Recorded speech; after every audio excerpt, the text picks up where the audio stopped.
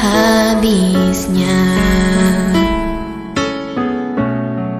Kemurahanmu juga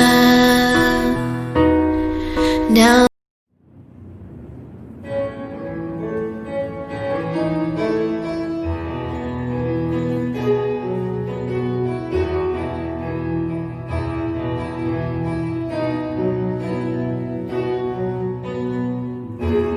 dengan barang fana,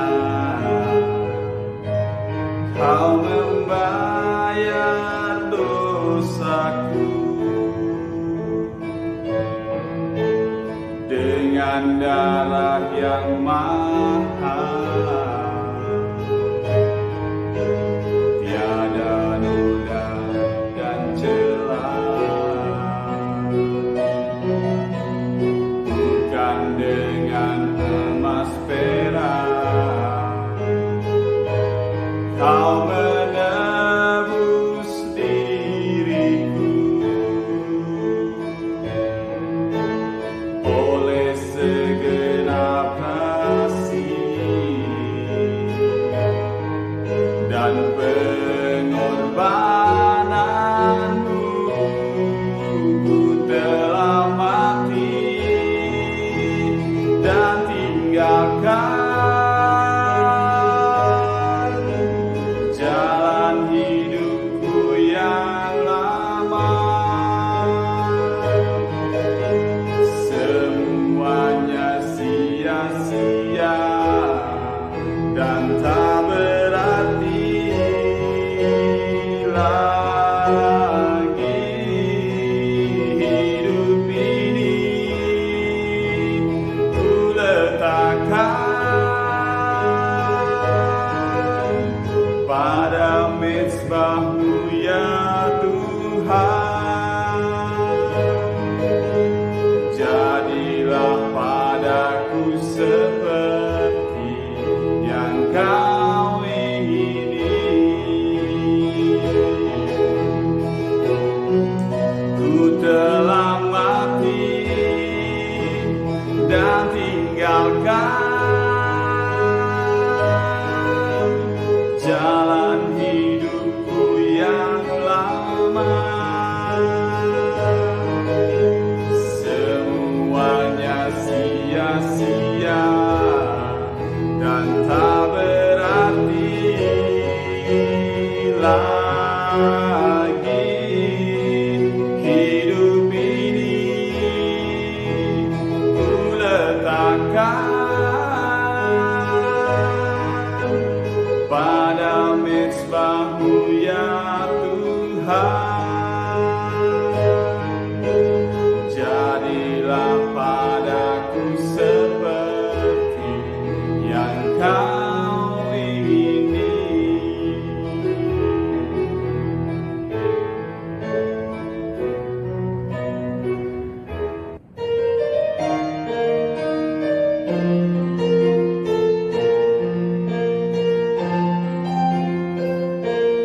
Segala perkaraku ku serahkan padamu,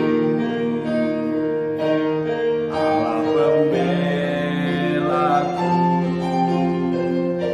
Segala kuatirku ku taruh di kaki-Mu, Allah pemeliharaku. Bila Kau yang membuka pintu, tak ada satupun yang dapat menutupnya. Bila Kau yang mengangkat aku, tiada yang dapat merendahkanmu.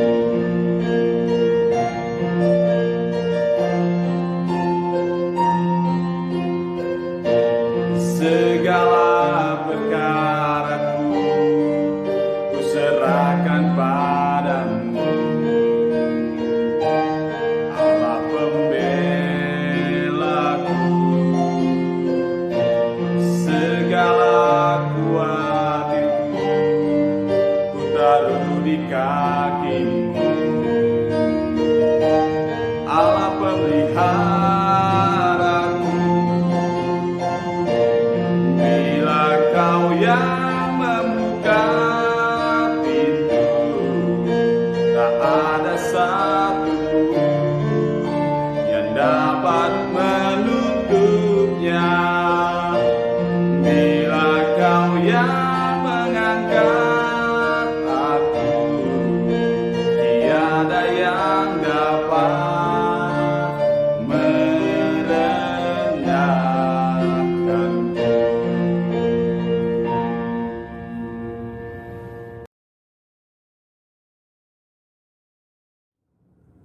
Haleluya, haleluya, haleluya. Terpujilah nama Tuhan Yesus Kristus. Ya, puji Tuhan, kita semua sehat. Kita semuanya dianugerahkan damai sejahtera oleh Allah Bapa di surga. Kembali saat hari ini kita mau dipenuhi oleh kelimpahan kebenaran firman Tuhan. Mari saudara-saudara ya, kita siapkan hati kita untuk kita terus diisi oleh firman Tuhan. Firman Tuhan yang bisa membawa kita kepada garis finish, firman Tuhan yang terus mengawal kita supaya kita mencapai garis akhir kita. Dimanapun garis akhir kita, apakah itu kematian atau kedatangan Tuhan kali yang kedua untuk menjemput kita di awan-awan pengangkatan itu. Tapi kita tetap didasari kehidupan kita oleh kebenaran firman Tuhan sehingga kita berhasil masuk ke sana. Ya, sebelum kita menikmati firman Tuhan, kita sama-sama berdoa. Tuhan Yesus Kristus, berfirmanlah, Roh Kudus bekerjalah. Kami tetap ingin berjalan melangkah bersama kebenaran firman Tuhan.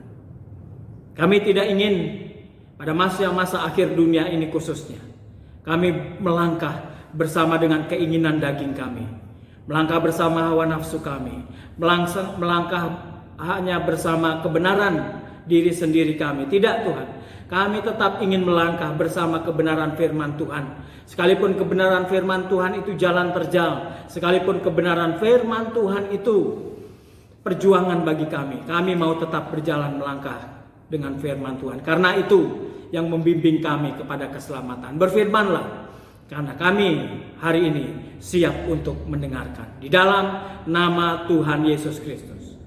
Haleluya. Amin. Puji Tuhan, saudara-saudaraku yang dikasihi oleh Tuhan Yesus Kristus. Firman Tuhan kali ini ingin membawa kita kepada sebuah judul. Ya, kalau anak muda sekarang judul ini sudah terbiasa mereka lontarkan. Kata-kata ini sudah terbiasa mereka lontarkan. Easy going atau enjoy your life. Itu kan anak-anak muda kita sekarang biasa, fasih, familiar untuk memperkatakannya. Tapi ini kata-kata firman Tuhan juga. Saya kasih ini menjadi sebuah judul dari firman Tuhan, supaya kita bisa hidup ini, apalagi di tengah atau di akhir masa ini, kita bisa hidup easy going. Kita bisa hidup enjoy dengan kehidupan Kristen kita, tentunya bukan kehidupan dunia ya. Enjoy your life, enjoy our life, enjoy my life. Tapi dalam konteks orang percaya, dalam konteks kekristenan kita, bukan dalam konteks yang duniawi. Ya, kita mau baca ayatnya dari 2 Raja-Raja 5 ayat 13. Ini sebuah kisah yang sudah nggak asing bagi kita. Tetapi walaupun itu kisah tidak asing bagi kita, dalam menghadapi hidup ini, seringkali kita lupa akan firman Tuhan ini, akan nats ini, akan cerita ini. Dalam menghadapi kesulitan-kesulitan hidup kita yang kita hadapi, seringkali kita tidak mau belajar dari nats ini. Kita lupakan. Ya, tetapi Tuhan mau, khususnya pada masa-masa kesulitan yang semakin meningkat ini. Kita mau ketika kita menghadapi kesulitan demi kesulitan hidup, kita ingat nats ini ya. 2 Raja-Raja 5 ayat 13. Dari pengalaman seorang Naaman, seorang perwira berpangkat tinggi. Apa yang dikisahkan? Saya baca. Tetapi pegawainya datang mendekat serta berkata kepadanya. Pegawai Naaman datang mendekat kepada Naaman, perwira itu ya. Dan mereka berkata, "Bapak, seandainya Nabi itu menyuruh perkara yang sukar kepadamu, bukankah Bapak akan melakukannya? Apalagi sekarang, ia hanya berkata kepadamu, mandilah dan engkau akan menjadi tahir." Dengan kata lain, bahasa bebas sekarang, bos, apa susahnya sih suruh mandi? Bos, apa susahnya sih suruh membasuh diri? Dan bos kan akan jadi sembuh. Kalau saya kembangkan dengan bahasa-bahasa santai sekarang, bos, kalau Nabi itu minta dari engkau Innova, engkau kasih dong, karena engkau punya.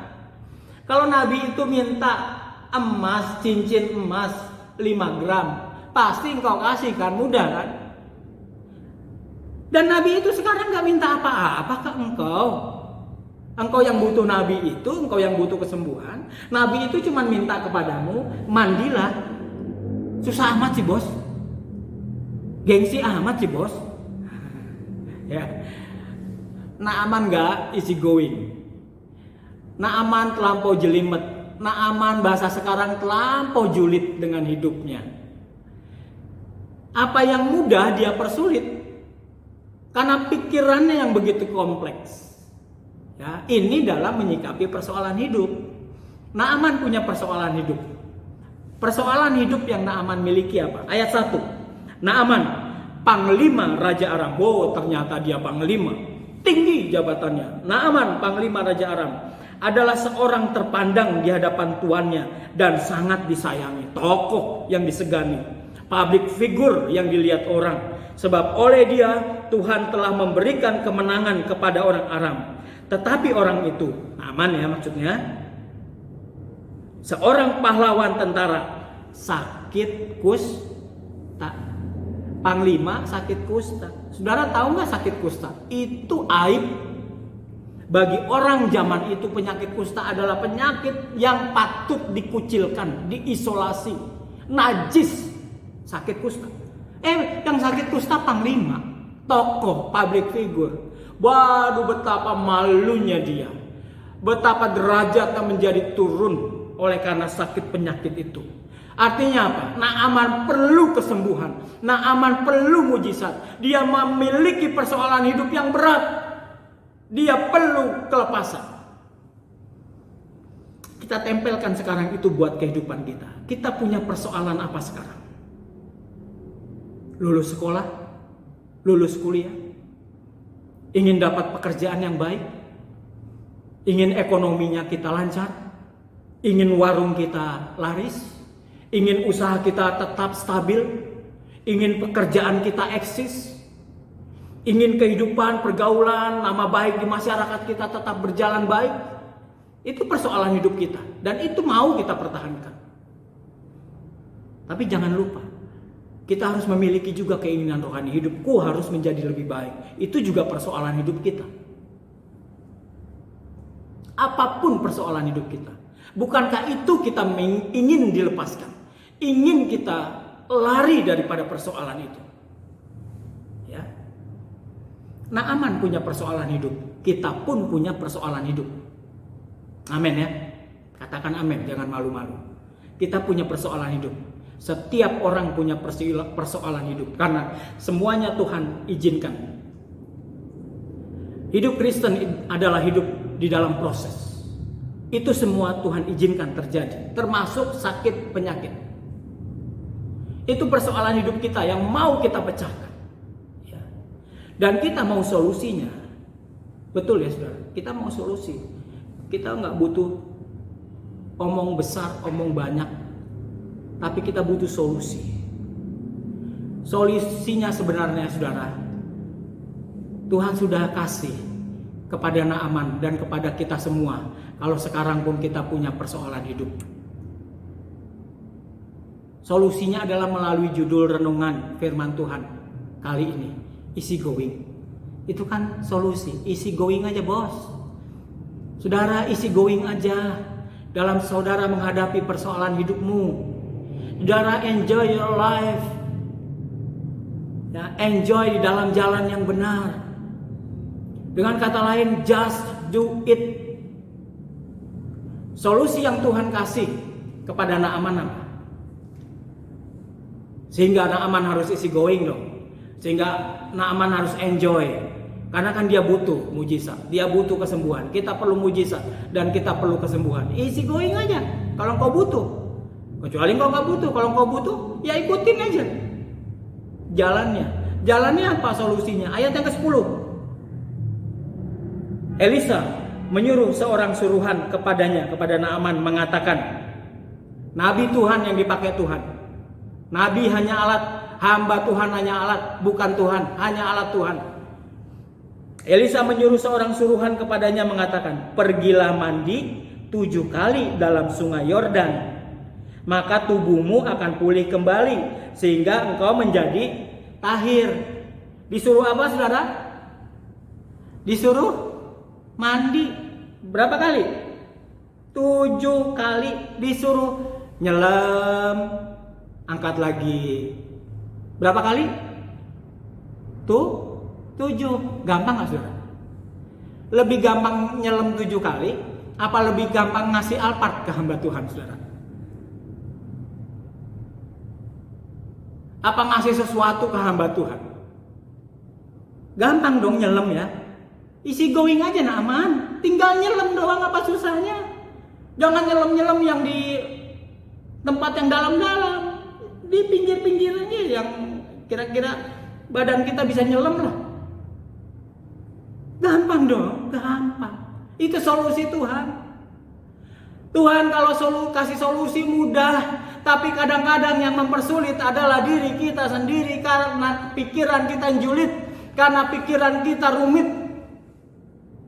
Tuhan kalau berfirman, tinggal lakukan aja, itu solusi Tuhan buat kehidupan kita. Lakukan aja, gampang. Dan nantinya kalau engkau melakukan dengan easy going, dengan enjoy, Tuhan akan memberi jalan, Tuhan akan memberi mujizat kepadamu. Amin, amin. Lakukan aja. Tinggal melakukan perintah. Mandilah 7 kali. Lakukan aja. Jangan pikiran kita rumit. Saya kan panglima. Gengsi atuh. Disuruh nyelam. Apalagi yang nyelam hamba Tuhan. Hamba Tuhannya ya kayak begitu. Hamba Tuhannya lulusan SD, lulusan SMP. Hamba Tuhannya ya kayak begitu. Di mata saya hamba Tuhan itu tidak kompeten. Di mata saya hamba Tuhan itu ya masih di bawah saya lah, jauh. Itu namanya pikiran yang julid, saudara. Yang mudah kita persulit sendiri. Ayat 11 kita baca sekarang. Tetapi pergilah Naaman dengan gusar sambil berkata. Tuh kan, dengan gusar, disuruh mandi malah gusar. Padahal mudah kan. Aku sangka bahwa setidak-tidaknya ia datang keluar dan berdiri memanggil nama Tuhan Allahnya.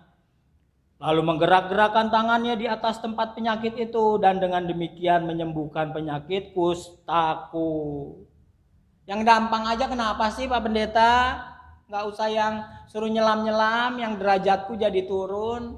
Engkau nyuruh-nyuruh lagi hamba Tuhan. Kan aku pangkatnya gede, lu nyuruh-nyuruh lagi.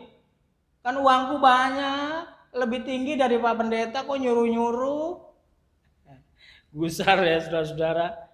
Kupikir engkau datang keluar menghormatiku, ngangkat tangan aja, berdoa dan aku sembuh.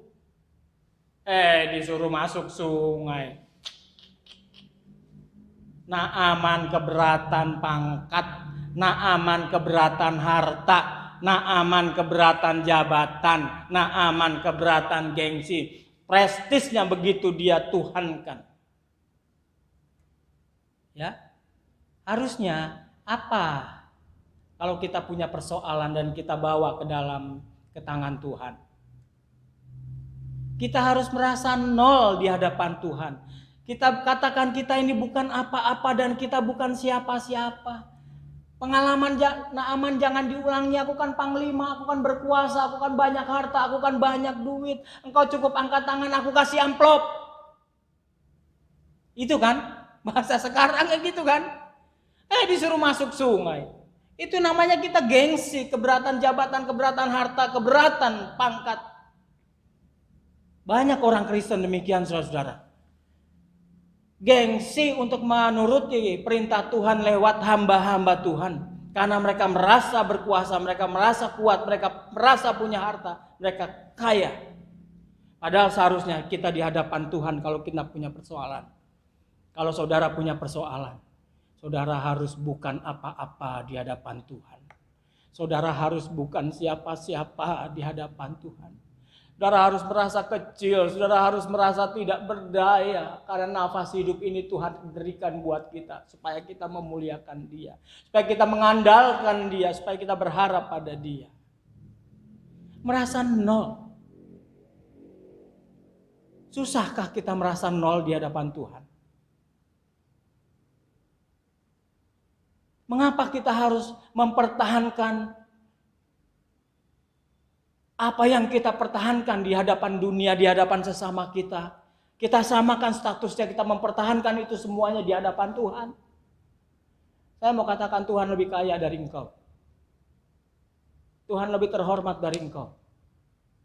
Tapi engkau sering kali meninggikan hormatmu, hartamu, kekayaanmu daripada engkau meninggikan Tuhan. Kita sering kali sulit merasa nol. Kita lebih suka diakui, kita lebih suka dipuja-puja, kita lebih suka hamba Tuhan tunduk kepada kita. Apalagi kita lebih tersanjung kalau hamba Tuhan itu meminta-minta kepada kita. Itu keliru. Keliru. Kita harus merasa nol di hadapan Tuhan. Ini pengalaman Naaman. Kalau kita memiliki persoalan, jangan kita tinggi hati. Yang mudah, jangan dipersulit, saudara. Kita baca ayat 12. Ini kata Naaman selanjutnya. Dia mempersulit diri sendiri.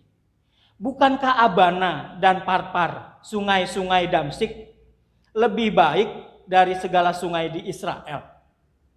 Bukankah aku dapat mandi di sana dan menjadi tahir? Kemudian berpalinglah ia dan pergi dengan panas hati, kecewa. Bukan sekedar kecewa, panas hati. Ketika dia menerima perintah dari hamba Tuhan. Itu padahal perintah Tuhan, panas hati. Apakah kita sering demikian, saudara-saudara? Ketika kita punya kesulitan, kita butuh solusi. Kita diberikan solusi. Solusi itu tidak sesuai dengan hawa nafsu kita. Tidak sesuai dengan keinginan kita. Dan kemudian kita jadi panas hati. Sering gak kita gitu? Kita hanya lihat sosok hamba Tuhan yang rendah di mata kita. Sering gak kita gitu? Kita harus bertobat.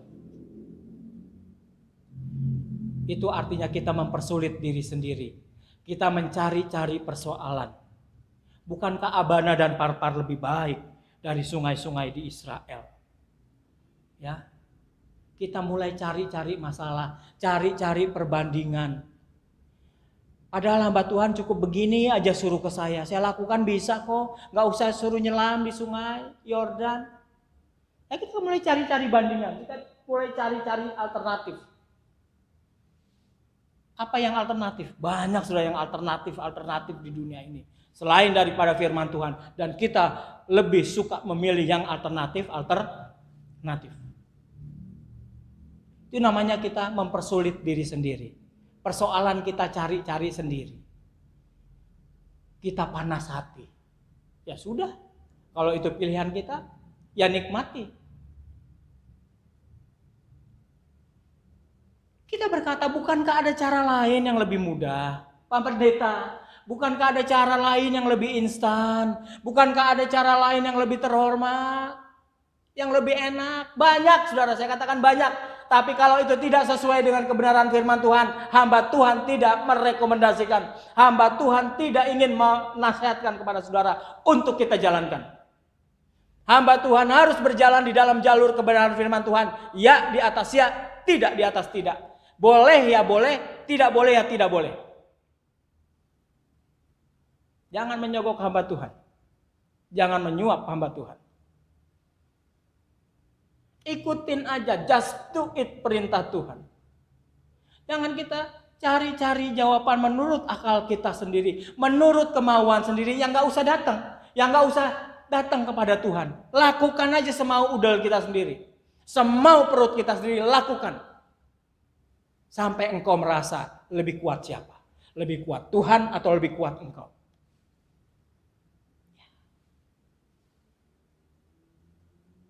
Apa maksud Tuhan melalui Nabi Elisa supaya Naaman udahlah mandi di sungai Yordan 7 kali.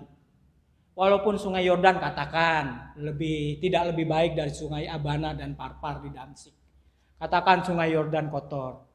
Katakan perintah Tuhan terlampau naif bagi kita. Lakukan aja. Ada maksud Tuhan. Sekalipun firman Tuhan kita katakan sulit, rumit, lakukan aja. Apalagi kalau firman Tuhan itu mudah. Lakukan aja. Jangan kita berbantah. Jangan kita julid. Jangan kita rumit. Ada maksud Tuhan. Kita baca Ulangan 8 ayat 3. Seringkali kita mengalami persoalan demi persoalan. Seringkali kita diizinkan Tuhan untuk mengalami masalah demi masalah. Ada maksud Tuhan. Ya.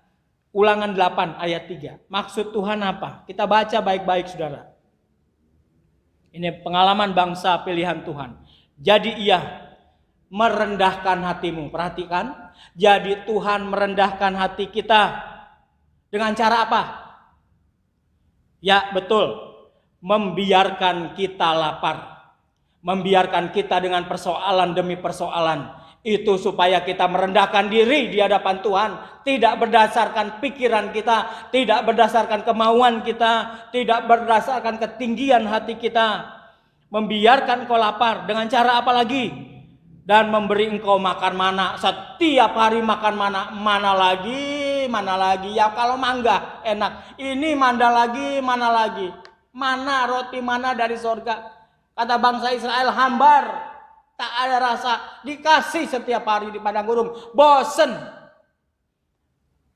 Itu semua Tuhan izinkan terjadi. Kadang-kadang juga kita merasa bosen. Untuk menerima firman Tuhan. Kita merasa jenuh, mana lagi, firman Tuhan lagi, Kamis firman Tuhan, Selasa firman Tuhan, Minggu firman Tuhan, pagi sore, itu lagi, bosan kan? Supaya engkau merendahkan diri. Telinga saya bosan mendengar nasihat hamba Tuhan, itu lagi, supaya engkau merendahkan diri. Selama engkau masih berkata, bersikap demikian, engkau belum merendahkan diri. Engkau tinggi hati di hadapan Tuhan. Ya. Apalagi yang memberi makan mana yang tidak kau kenal dan yang juga tidak dikenal oleh nenek moyangmu untuk membuat engkau mengerti. Ini maksud Tuhan. Satu, membuat kita rendah hati. Yang kedua, membuat kita mengerti bahwa manusia hidup dari segala yang diucapkan Tuhan. Manusia hidup bukan dari roti aja, manusia hidup bukan dari nafkah aja, dari makanan aja, dari gaji aja kita bekerja. Tapi manusia utamanya hidup dari firman Tuhan. Ada maksud Tuhan. Kalau engkau diizinkan Tuhan menghadapi persoalan demi persoalan, engkau harus merendahkan hati. Satu, sampai engkau merendahkan hati. Sampai engkau merendahkan hati. Sampai engkau merendahkan hati. Jangan pelihara tinggi hatimu. Jangan pertahankan kesombonganmu. Jangan pertahankan kecongkakanmu, panglimamu, hartamu, kekuatanmu, kekuasaanmu. Engkau harus merendahkan diri di hadapan Tuhan. Yang kedua, Tuhan izinkan persoalan-persoalan hidup kita hadapi. Ada maksudnya. Supaya kita mengerti bahwa kita hidup bukan dari uang saja, bukan dari nafkah saja, bukan dari kekayaan aja, bukan dari kepandaian kita, skill kita, tetapi Tuhan mau ingatkan kita bahwa kita hidup dari perintah Tuhan. Sudah belum kita menuruti perintah Tuhan? 100% atau tidak kita taat kepada firman Tuhan, melakukan firman Tuhan. Manusia hidup bukan dari roti saja, tapi dari segala yang diucapkan Tuhan. Ini artinya yang mudah jangan dipersulit. Nikmatilah hidup kita di atas kebenaran firman Tuhan. Enjoy your life, enjoy my life, enjoy our life. Di atas kebenaran firman Tuhan, lakukan saja, easy going aja. Jangan kita julid dengan pikiran kita menyikapi firman Tuhan. Jangan kita rumit dengan pikiran kita ketika kita mendengar arahan firman Tuhan. yang memberikan solusi terhadap persoalan kita. Engkau punya persoalan apa dari masa remaja sampai tua? Ikutin aja firman Tuhan, itu solusi firman Tuhan bagi kita. Dengan segala suka dukanya, jadikan segala sesuatunya mudah. Ya. Jadikan segala sesuatunya mudah. Puji Tuhan. Sehingga kita bisa easy going. Sehingga kita bisa, sekalipun ada persoalan, kita bisa berjalan dengan enjoy di atas persoalan itu dan akhirnya kita menang. Ya. Persoalan hidup akhir-akhir ini semakin meningkat. Persoalan hidup hari-hari ini semakin berat Tuhan izinkan terjadi buat kehidupan kita. Tetap saudara rela dipepet oleh firman Tuhan. Tetap rela saudara ditempel oleh nasihat firman Tuhan. Itu jalan yang paling mudah. Jalan yang termudah. Diri kita rela terus dibasuh oleh firman Tuhan. Ya, puji Tuhan, puji Tuhan. Saya berdoa buat saudara, Roh Kudus, Engkau hadir. Roh Kudus, Engkau memenuhi anak-anak-Mu, supaya pagi ini kami semua bisa enjoy dengan firman Tuhan. Kami punya hati yang taat kepada firman Tuhan. Kita berdoa. Tuhan Yesus Kristus. Oh, Tuhan Yesus Kristus, Allah kami. Kekasih kami rindu dengan Engkau, kami rindu bertemu Engkau, kami rindu memerintah bersama Engkau.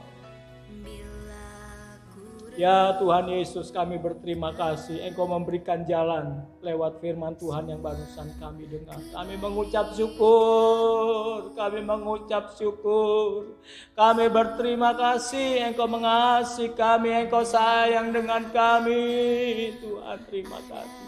Sampai hari ini, sampai detik ini, firman Tuhan masih boleh kami dengar. Kami mengucap syukur kepada Roh Kudus.